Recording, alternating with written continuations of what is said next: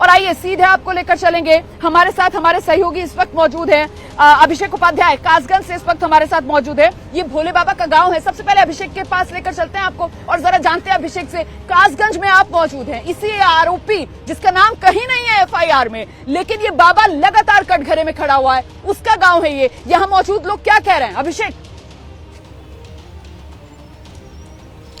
रोमाना, ये भोले बाबा का गांव है, उसका गढ़ है और यहाँ की तस्वीरें आप देखेंगे तो मालूम पड़ जाएगा कि जो साम्राज्य है, इस साम्राज्य की शुरुआत कैसे होती है। देखिए इतना लंबा यहाँ पर आश्रम दिखाई पड़ रहा है, यहाँ से लेकर के इस छोर से लेकर के उस छोर तक पूरा ये आश्रम है।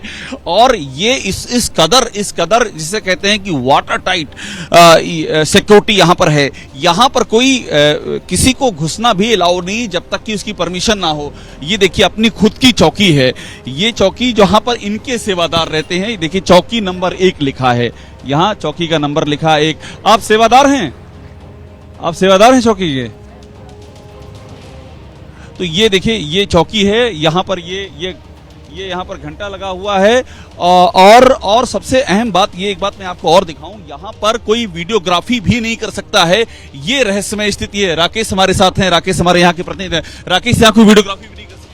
बिल्कुल, यहाँ पूरी तरह से रेस्ट्रिक्टेड कर रखा है। फोटोग्राफी वीडियोग्राफी मना है। इसका उद्देश्य है कि यहाँ की जो काली करतूतें हैं, यहाँ जो कर्म कांड होते हैं, वो बाहर न जा सके। वीडियो कॉल भी अलाउ नहीं है? बिल्कुल नहीं है। वीडियो कॉल, मोबाइल फोन तक अलाउ नहीं किया जाता है। यहाँ पर मोबाइल फोन भी चेक करा के बाहर रखा जाता है। तो पूरी तरह से एक पर्दे के अंदर यहाँ सब कुछ होता है। जो भी सत्संग है, जो भी इनके भजन है, कीर्तन है, उसमें किसी को इतनी लिबर्टी। तो पिछले 20 सालों से देख रहे हो ना, 20 सालों से ये शुरुआत यही से हुई है और उसके बाद ही फैलता गया। बिल्कुल, अगर मैं कहूँ पूरा भोले बाबा का जो साम्राज्य यहाँ बहुत छोटे रूप में शुरू हुआ था। पहले यहाँ इनकी एक कुटिया हुआ करती थी और धीरे धीरे उन्होंने अपने भक्तों में बढ़ोतरी की और बड़ा साम्राज्य स्थापित कर लिया। आज इनके कई जगह आश्रम है, ग्वालियर में आश्रम है, मध्य प्रदेश। कोशिश करते हैं रोमाना आपकी ये बात कराते हैं। यहाँ हमको एक व्यक्ति दिखाई पड़ रहे हैं जो कि ये देखते हैं कहाँ हैं बाकी लोग, कहाँ पर हैं? आप लोग आगे आ जाइएगा। आप यहाँ पर सेवादार हैं या सेवा करते हैं, क्या करते हैं? हम यहाँ पर खेतीबाड़ी का काम है, यहाँ सेवा करते हैं। सेवा भी आप करते हैं? यही सेवा है और क्या, खेतीबाड़ी में काम करना। तो बाबा कहाँ पर हैं? बाबा यहाँ पर आए थे? तो पता नहीं, हम तो यहाँ हैं ना। भाई हम तो यहाँ पर हैं। अब हमें पता कर। आपको मालूम है 116 लोगों की मौत हो गई है बाबा के कार्यक्रम में? ये तो आप ही के मीडिया के माध्यम से ही सुना है हमने, क्योंकि हम तो वहाँ मौजूद नहीं थे। अब कैसे हुआ, क्या हुआ, ये परमात्मा जाने। वैसे जो हुआ है ना, वो हादसा हुआ है। तो ये हादसा तो हुआ है, लेकिन वहाँ कोई इंतजाम नहीं था। इतने लोगों को बाबा ने बुला लिया और कोई इंतजाम नहीं। बाबा क्या कोई मिट्टी देते हैं? उस मिट्टी को पकड़ने से देखो, ऐसा कुछ नहीं है।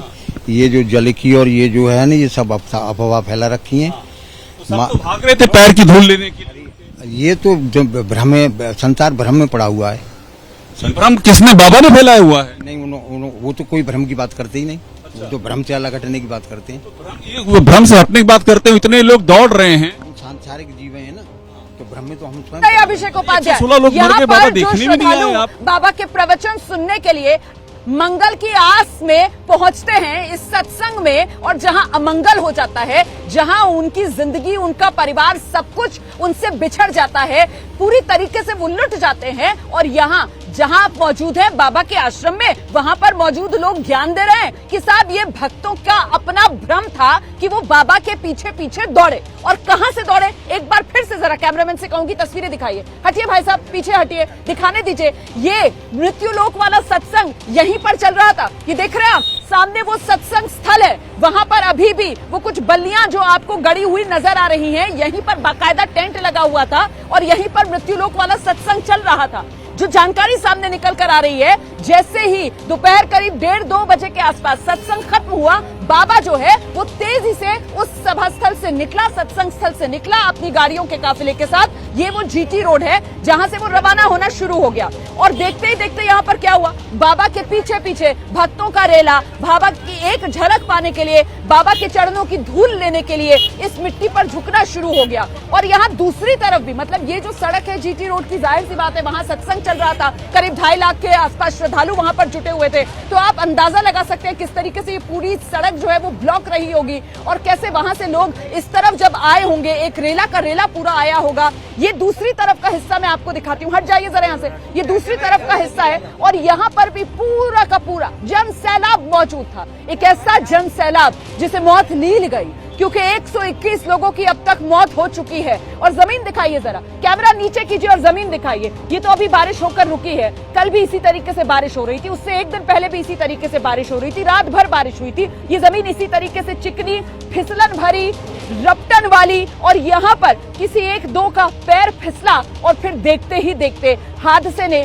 ऐसा भयावह रूप ले लिया। 121 लोगों की अब तक मौत हो चुकी है, जिसमें मरने वालों में 121 में से 114 महिलाएं हैं। और इस तबाही के निशान, जिसे छुपाने की बहुत कोशिश की गई, जिसे अब ढूंढ रही है, वहां खेतों में घूम घूम कर फॉरेंसिक टीम, जिसमें डॉग स्क्वाड की टीम भी मौजूद है, और फिर भी वो निशान जो है बिखरे हुए कहीं ना कहीं अपनी गवाही खुद दे रहे हैं, अपना सच खुद बयां कर रहे हैं। देखिए, ये ऐनक जो यहाँ पर पड़ी हुई है, किसी श्रद्धालु की रही होगी जो खुद को संभाल नहीं पाया, ऐनक तो कहाँ ही बचती, और वो सच अभी भी यहाँ सामने बिखरा हुआ नजर आ रहा है।